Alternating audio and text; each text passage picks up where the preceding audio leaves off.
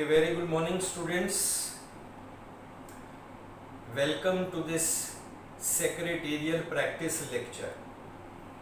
FYJC कुछ subjects compulsory वाले हैं, जैसे कि book keeping and accountancy compulsory है, इंग्लिश कंपलसरी है as first language.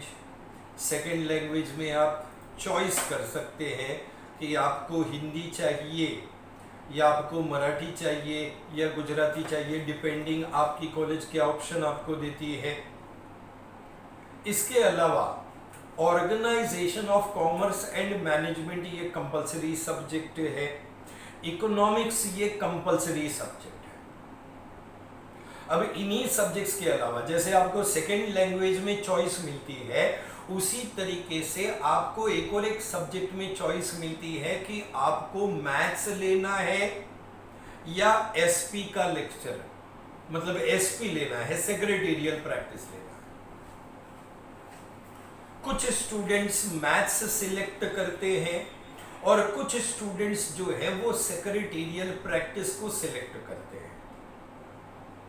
Secretarial practice as an optional subject for mathematics, ये आपको सेक्रेटरी के बारे में और उसके ड्यूटीज एंड फंक्शंस के बारे में सिखाता है।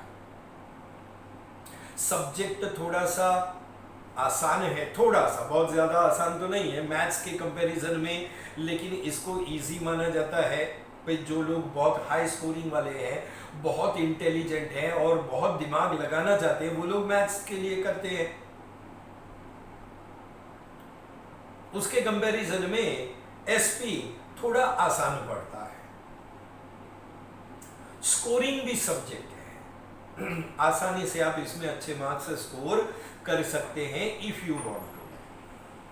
सो सेक्रेटेरियल प्रैक्टिस क्या है उसके बारे में मैं आपको आज के लेक्चर में एक आइडिया दूंगा कि भी what is secretarial practice as a subject. See, yes, secretarial practice, it deals with the topic of secretary. Deals with the topic of secretary कि भाई secretary क्या होता है। ये secretarial practice का आपका जो सिलेबस है, ये 4 हिस्सों में क्लासिफाइड है, यानी कि थ्रू आउट 11th स्टैंडर्ड। ये सब्जेक्ट आपको 11th में एज वेल एज 12th में दोनों साल रहेगा। 11th स्टैंडर्ड में आपका सेक्रेटेरियल प्रैक्टिस 4 हिस्सों में डिवाइडेड है। It is classified into 4 parts, जिसमें सबसे पहले पार्ट की अगर हम बात करें तो the first part is secretary. इस सब्जेक्ट में सबसे पहला पार्ट जो है दैट इज सेक्रेटरी। जाहिर बात है secretarial practice deals with the practice of a secretary, तो आपको बताया ही जाएगा कि भाई सेक्रेटरी क्या होता है। इस पर्टिकुलर चैप्टर के अंदर आपको क्या सिखाएंगे, इन दिस पर्टिकुलर चैप्टर आपको सेक्रेटरी का मीनिंग क्या होता है, what is the meaning of secretary. Secretary के मीनिंग के बाद में सेक्रेटरी का डेफिनेशन क्या है, और उस मीनिंग एंड डेफिनेशन के हिसाब से सेक्रेटरी के फीचर्स यानी कि खासियत क्या है, उसके बारे में आइडिया दिया जाएगा। ये सेक्रेटरी शब्द की और सेक्रेटरी के प्रोफेशन की शुरुआत कब और कैसे हुई, उसके बारे में भी आपको आइडिया मिलेगा। That is origin of secretary.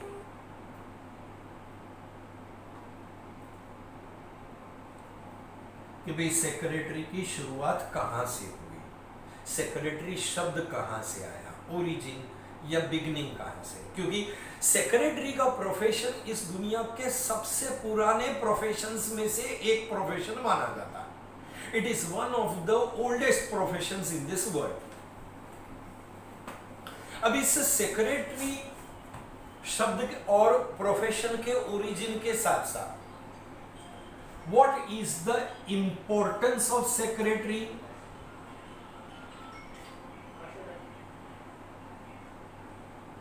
यानी कि सेक्रेटरी का महत्व क्या है, इंपॉर्टेंस क्या है, और सेक्रेटरी के इंपॉर्टेंस के साथ साथ what are the different types of secretary. Secretary अलग अलग प्रकार के होते हैं। किसी व्यक्ति के लिए जब कोई काम करता है तो वो पर्सनल सेक्रेटरी कहलाता है। किसी संस्था या ऑर्गेनाइजेशन के लिए काम करता है तो उसको हम इंस्टीट्यूशनल सेक्रेटरी कहते हैं। जैसे कि secretary of joint stock company हो गया, सेक्रेटरी ऑफ कोऑपरेटिव सोसाइटी हो गया। So that is types of secretary. In types of secretaries की फंक्शंस क्या है, क्योंकि अलग अलग सेक्रेटरी को अलग अलग फंक्शंस एंड ड्यूटीज परफॉर्म करनी पड़ती है। फंक्शंस के साथ साथ सेक्रेटरी बनने के लिए क्या क्वालिफिकेशन होना चाहिए और क्या क्वालिटीज होनी चाहिए। एक सेक्रेटरी, अच्छा सेक्रेटरी, कामयाब सेक्रेटरी बनने के लिए कुछ क्वालिफिकेशंस एंड क्वालिटीज की रिक्वायरमेंट है। वो क्वालिफिकेशन और क्वालिटीज क्या है, ये सब कुछ कवर होगा in this first part, and that is secretary, जिसमें सेक्रेटरी का मीनिंग, सेक्रेटरी का डेफिनेशन, सेक्रेटरी के features, origin of secretary, importance and types of secretary, और उस टाइप्स में अलग अलग टाइप के सेक्रेटरी के फंक्शंस, उनकी ड्यूटीज, क्वालिफिकेशंस एंड क्वालिटीज। ये हो गया आपका फर्स्ट पार्ट। इसके बाद आपके सेक्रेटेरियल प्रैक्टिस का आएगा सेकंड पार्ट। ये जो सेकंड पार्ट है ये बहुत इंपॉर्टेंट है, क्योंकि आपका 12th स्टैंडर्ड का जो एसपी का सिलेबस है वो पूरी तरीके से इसी के ऊपर बेस्ड है, जिसको हम कहते हैं joint stock company. Joint stock company, joint stock company एक लार्ज बिजनेस ऑर्गेनाइजेशन है, और लार्ज बिजनेस ऑर्गेनाइजेशन होने के नाते इसको सही तरीके से मैनेज करने के लिए बोर्ड ऑफ डायरेक्टर्स को मदद करने के हिसाब से सेक्रेटरी को अपॉइंट किया जाता है। जॉइंट स्टॉक कंपनी को कंट्रोल और मॉनिटर करने के लिए भारत सरकार ने कानून बनाया है कंपनीज एक्ट, और कंपनीज एक्ट कहता है कि जॉइंट स्टॉक कंपनी में सेक्रेटरी का अपॉइंटमेंट कंपल्सरी है। एक लार्ज बिजनेस ऑर्गेनाइजेशन के रूप में आपने रिलायंस का नाम सुना होगा, टाटा का नाम सुना होगा, ये सब जॉइंट स्टॉक कंपनी है। यहां पर इस सेकेंड पार्ट में आपको जॉइंट स्टॉक कंपनी का मीनिंग क्या होता है, जॉइंट स्टॉक कंपनी की विशेषता, खासियत या फीचर्स क्या है, जॉइंट स्टॉक कंपनी के एडवांटेजेस एंड डिसएडवांटेजेस। यानी कि जॉइंट स्टॉक कंपनी यदि मैं स्टार्ट करता हूं एक कंपनी को तो क्या फायदे हैं, क्या नुकसान है, उसके बारे में ये फर्स्ट पार्ट रहेगा। जॉइंट स्टॉक कंपनी का meaning, features, advantages and disadvantages. इसके अलावा एक कंपनी को कैसे शुरू किया जाता है, how a company is started, उसके बारे में भी आपको आइडिया दिया जाएगा। That is known as formation of joint stock company, कि भाई एक कंपनी को कैसे स्टार्ट करना है। Formation of joint stock company में तकरीबन 4 स्टेजेस है जिनके बारे में आपको बताएंगे। प्रमोशन स्टेज है, इनकॉर्पोरेशन स्टेज है, कैपिटल रेजिंग स्टेज है, और कमेंस बिजनेस सर्टिफिकेट स्टेज की एक प्राइवेट कंपनी स्टार्ट करनी है तो कैसे स्टार्ट करनी है, और पब्लिक कंपनी स्टार्ट करनी है तो कैसे स्टार्ट करनी है।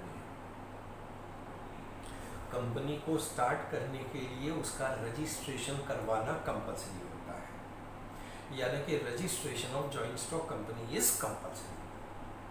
ठीक है। अब इसके बाद अगर कंपनी स्टार्ट करना है तो रजिस्ट्रेशन करवाने के लिए रजिस्ट्रार के पास जाना पड़ेगा। रजिस्ट्रार के पास जाके कुछ डॉक्यूमेंट सबमिट करने पड़ेंगे। जैसे आप अभी 11th स्टैंडर्ड में एडमिशन लेंगे तो आपको भी कॉलेज में एडमिशन लेने के लिए कुछ डॉक्यूमेंट सबमिट करने पड़ेंगे। आपका मार्कशीट है, पासिंग सर्टिफिकेट है। उसी तरीके से कंपनी को स्टार्ट करना है तो रजिस्ट्रेशन करवाना कंपलसरी है। रजिस्ट्रेशन करवाने के लिए रजिस्ट्रार के पास जाके सर्टेन डॉक्यूमेंट्स सबमिट करने पड़ेंगे। सो आपको सिखाया जाएगा डॉक्यूमेंट्स रिलेटेड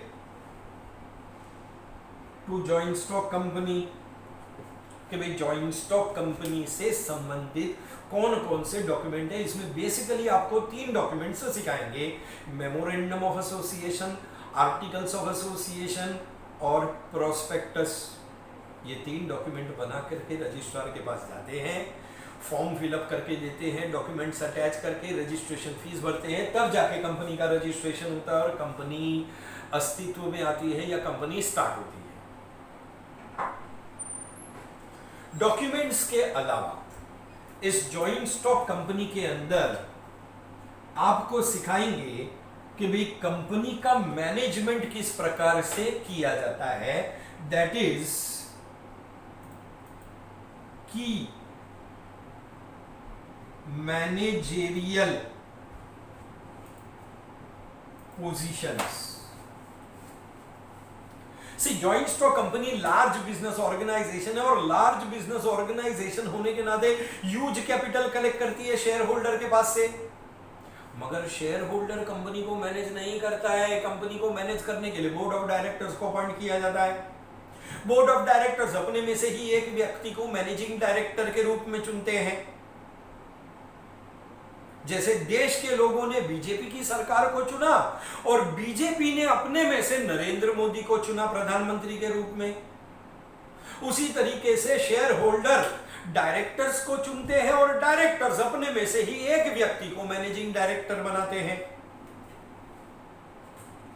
डायरेक्टर क्या होता है, शेयर होल्डर कौन है, मेंबर कौन है, मैनेजिंग डायरेक्टर कौन है, ये सारा सब कुछ आपको की मैनेजरियल पोजीशंस में सिखाया जाएगा। जिसके अलावा आपको मैनेजर्स के बारे में, कंपनी के सेक्रेटरी के बारे में, कंपनी के ऑडिटर के बारे में, ये सब कुछ क्लियर करेंगे। That is going to be your second part, joint stock company, that is की मैनेजरियल पोजीशंस। ठीक है, की मैनेजरियल पोजीशंस के अलावा इस पर्टिकुलर पार्ट के अंदर बेसिकली सब कुछ जो जॉइंट स्टॉक कंपनी से जुड़ा हुआ है, एक लार्ज बिजनेस ऑर्गेनाइजेशन से जो कुछ भी जुड़ा हुआ है, वो सब कुछ यहां पे कवर किया जाएगा।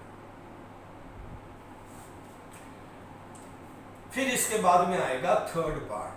फर्स्ट एंड थर्ड पार्ट जो है वो डील करेगा विथ कंपनी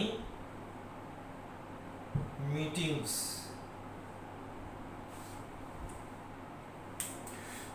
जैसा कि हम अभी थोड़ी देर पहले बात कर रहे थे कि भाई जॉइंट स्टॉक कंपनी एक लार्ज बिजनेस ऑर्गेनाइजेशन है, लार्ज कैपिटल कलेक्ट करती है और लार्ज कैपिटल कलेक्ट करने के हिसाब से शेयर्स इशू किए जाते हैं और हजारों लोग शेयर्स खरीद के कंपनी को कैपिटल देते हैं। अब ये हजारों लोग जो कंपनी में शेयर्स खरीद के कैपिटल देते हैं उन्हें हम शेयर होल्डर्स कहते हैं। शेयर होल्डर कंपनी को मैनेज नहीं करता है, कंपनी को मैनेज करने के लिए बोर्ड ऑफ डायरेक्टर्स अपॉइंट करता है। अब सिचुएशन ऐसी है कि जॉइंट स्टॉक कंपनी में सिंगल पर्सन के हाथ में डिसीजन मेकिंग पावर नहीं है। शेयर होल्डर ओनर है मगर वो अकेला डिसीजन नहीं लेता है, सारे शेयर होल्डर मिल करके मीटिंग में डिसाइड करते हैं। सिमिलरली बोर्ड ऑफ डायरेक्टर्स में भी बहुत सारे डायरेक्टर्स होते हैं और ये सारे डायरेक्टर्स मिल करके मीटिंग में डिसाइड करते हैं या डिसीजन लेते हैं। और इस वजह से जॉइंट स्टॉक कंपनी में मीटिंग्स रखना बेहद महत्वपूर्ण है, क्योंकि बिना मीटिंग के लोग मिल नहीं पाएंगे। और जब तक मिलेंगे नहीं तब तक डिसीजंस नहीं ले पाएंगे। सो जॉइंट डिसीजंस लिए जाते हैं और जॉइंट डिसीजंस लेने के लिए मिलना पड़ेगा और मिलने के लिए मीटिंग्स रखी जाती है and therefore you have company meetings. ये कंपनी मीटिंग्स जो है बेसिकली दो हिस्सों में डिवाइडेड है। You have company meetings part 1 and company meetings part 2। Part 1 बड़ा है और पार्ट 2 जो है छोटा है, बराबर है। पार्ट 1 बड़ा, पार्ट 2 छोटा।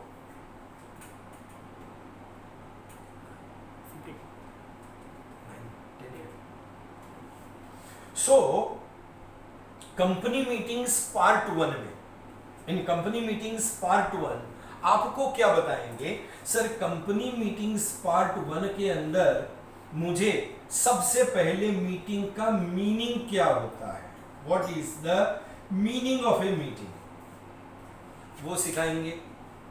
मीनिंग के बाद अपार्ट फ्रॉम मीनिंग मुझे इसेंशियल्स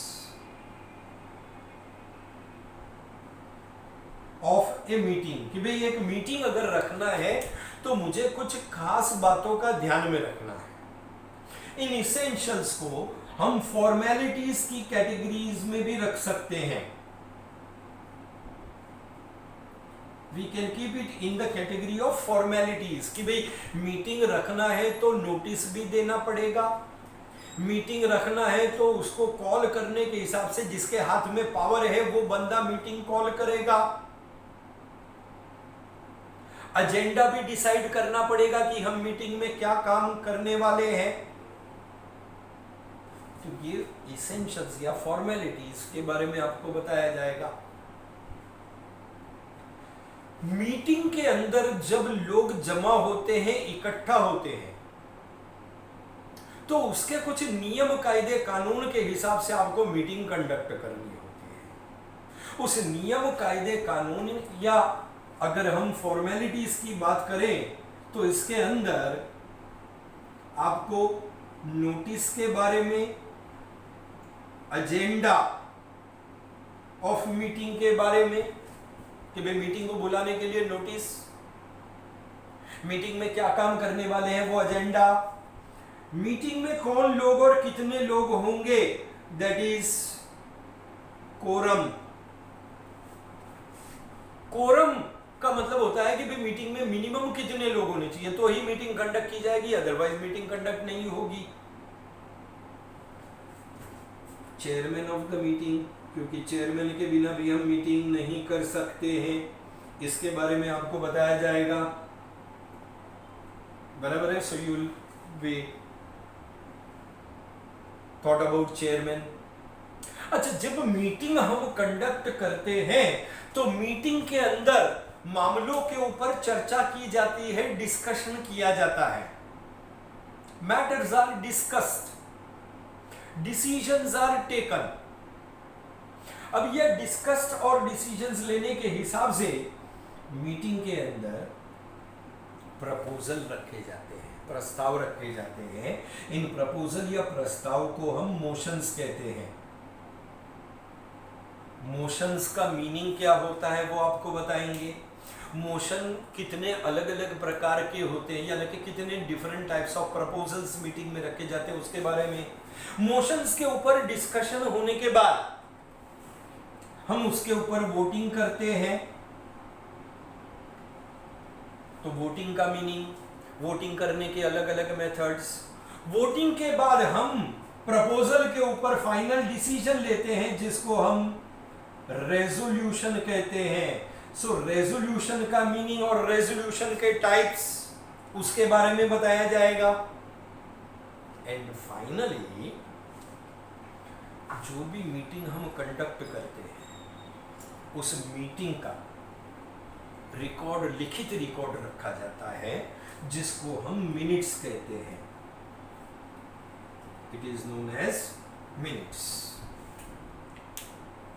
लिखित रिकॉर्ड, रिटन रिकॉर्ड की हमने मीटिंग में क्या क्या काम किया, मीटिंग में कौन कौन आया था, किसने क्या प्रपोजल रखा, क्या विचार विमर्श हुआ, क्या डिसीजन लिया गया, that is minutes. And everything ये सारा सब कुछ आपको कंपनी मीटिंग्स पार्ट 1 के अंदर कवर करेंगे। इसके अलावा आपको कंपनी मीटिंग्स पार्ट 2 भी आएगा। इस company meetings, just a minute,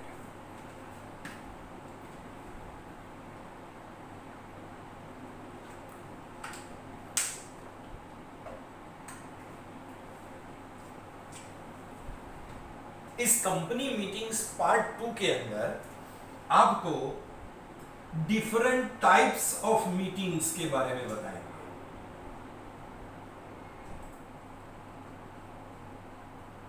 different types of meetings, क्योंकि जॉइंट स्टॉक कंपनी में शेयर होल्डर की मीटिंग भी होती है, डायरेक्टर्स की मीटिंग भी होती है, क्रेडिटर्स की मीटिंग भी होती है, सप्लायर्स की मीटिंग भी होती है। जो अलग अलग प्रकार की मीटिंग्स हैं, ये कौन कौन सी अलग अलग प्रकार की मीटिंग्स हैं, उन मीटिंग्स के बारे में आपको बताया जाएगा। और उन मीटिंग्स से संबंधित जो लीगल प्रोविजन है, यानी कि जो कानूनी नियम है, उन कानूनी नियम या लीगल प्रोविजंस के बारे में आपको सिखाएंगे।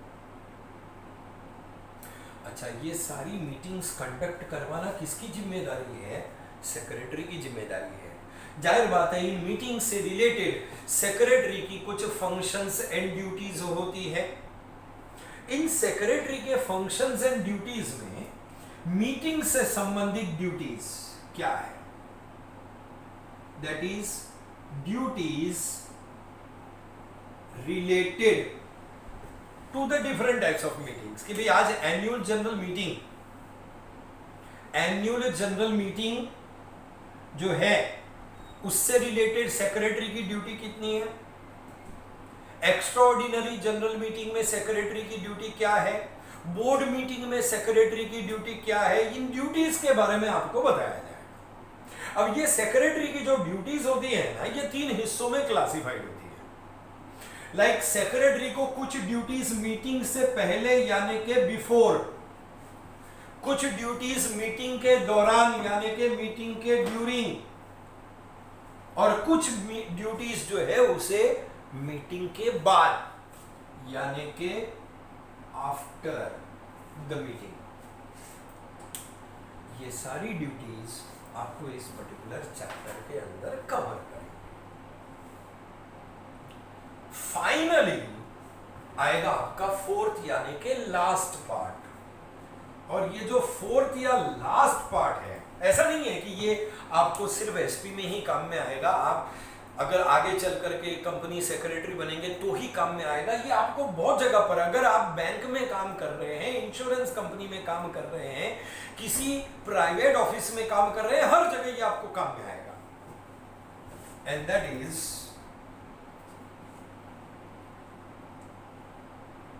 कम्युनिकेशंस।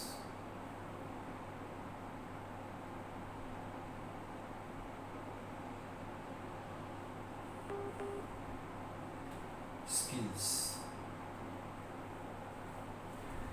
एक कामयाब सेक्रेटरी बनने के लिए आपके अंदर अच्छे कम्युनिकेशन स्किल्स होने चाहिए। मुंबई की भाषा में कहूं तो बोल बच्चन अमिताभ बच्चन। अगर आप कम्युनिकेशन में या बोलने में होशियार हैं, आपके कम्युनिकेशन स्किल्स अच्छे हैं, तो आप जीवन में आगे बढ़ सकते हैं। एक चाय वाला प्रधानमंत्री बन गया क्योंकि बोलता जबरदस्त है, और जब वो बोलता है ना तो पूरा देश सुनता है।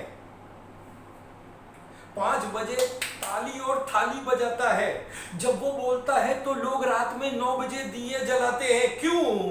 क्योंकि कम्युनिकेशन स्किल्स जबरदस्त है। तो एक कामयाब सेक्रेटरी बनने के लिए आप में कम्युनिकेशन स्किल्स होने चाहिए, और इसी कम्युनिकेशन स्किल्स के बारे में आपको सिखाया जाएगा। इस कम्युनिकेशन स्किल्स में लेटर राइटिंग, इस लेटर राइटिंग को हम कहते हैं correspondence. It is called as correspondence, and correspondence is considered as one of the important functions of a secretary. Secretary के एक महत्वपूर्ण फंक्शन में आता है कॉरेस्पॉन्डेंस, पत्र व्यवहार करना। जाहिर बात है, आप कहीं पे भी अगर प्राइवेट ऑफिस में भी काम कर रहे हैं या कहीं पे भी, भले ही आप सेक्रेटरी ना बनो, बैंक में काम करो, इधर उधर काम करो, आपको भी लेटर्स लिखने तो पड़ेंगे। सरकारी विभाग में जाकर के लेटर सबमिट करने होंगे, बैंक में लेटर लिखना पड़ेगा, आपको इंश्योरेंस कंपनी में लेटर लिखना पड़ेगा। You will have to write letters, और यही लेटर लिखना आपको यहां पे सिखाया जाएगा, जिसमें आपको कॉरस्पॉन्डेंस का मीनिंग, कॉरस्पॉन्डेंस के मीनिंग के अलावा फिजिकल अपीयरेंस,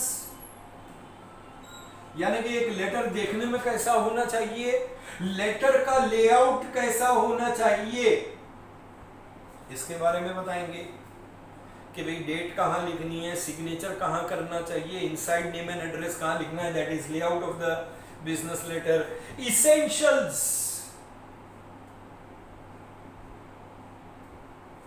एक अच्छे बिजनेस लेटर को लिखने के लिए मैं क्या इसेंशियल बातों को अपने ध्यान में रखूंगा, वो इसेंशियल्स के बारे में मुझे सिखाया जाएगा।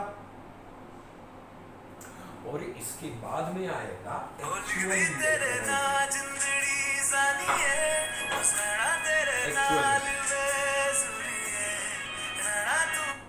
रियल टाइम क्या होगा, टाइम क्या होगा, 9:27 10:27 10:27।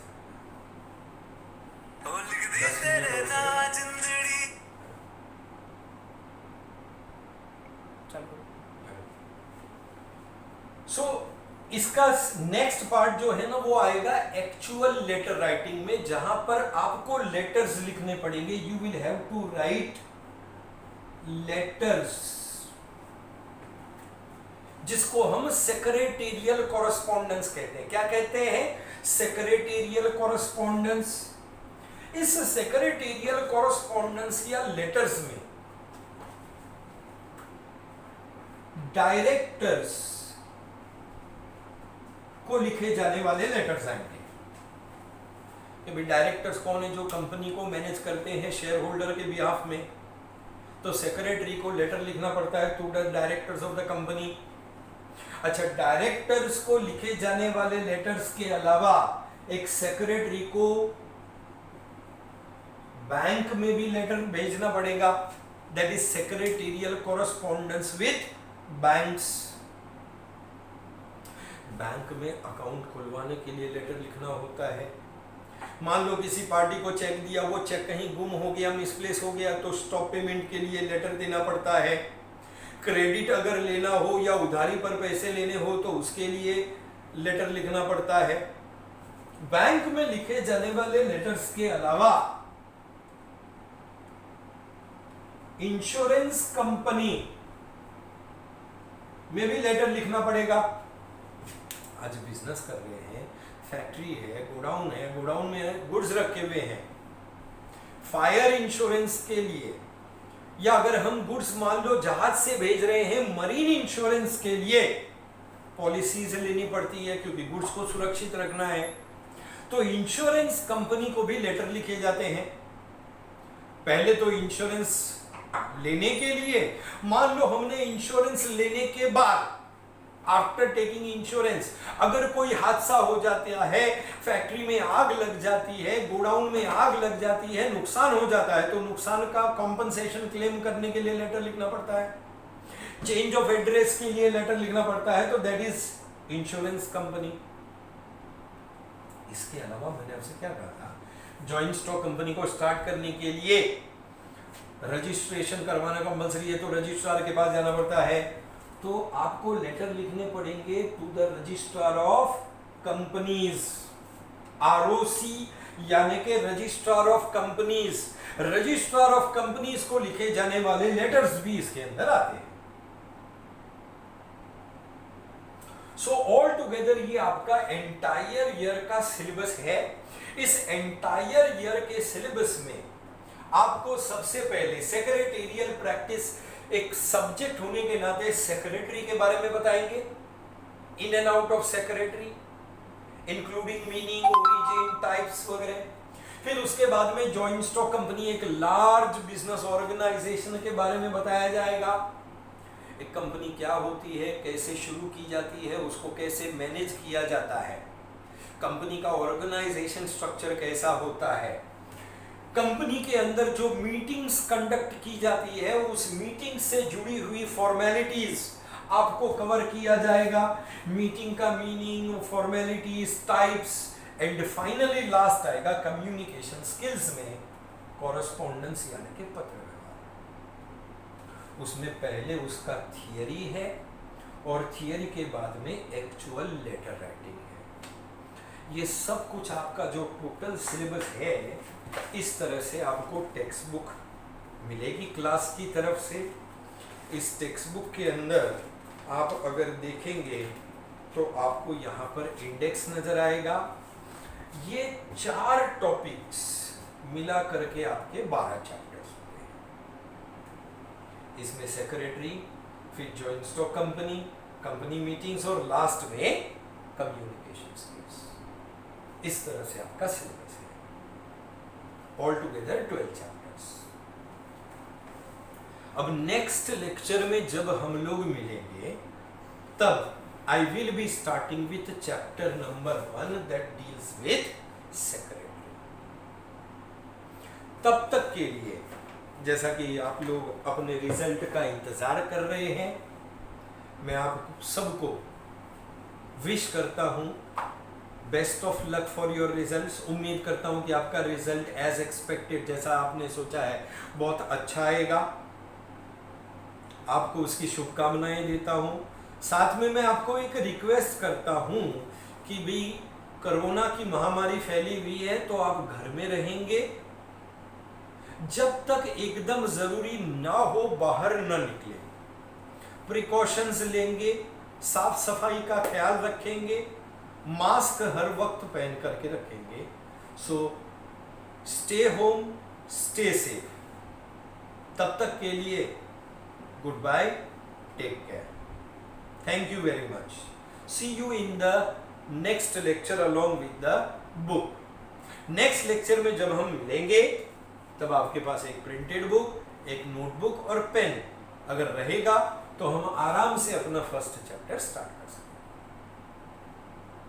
Bye bye.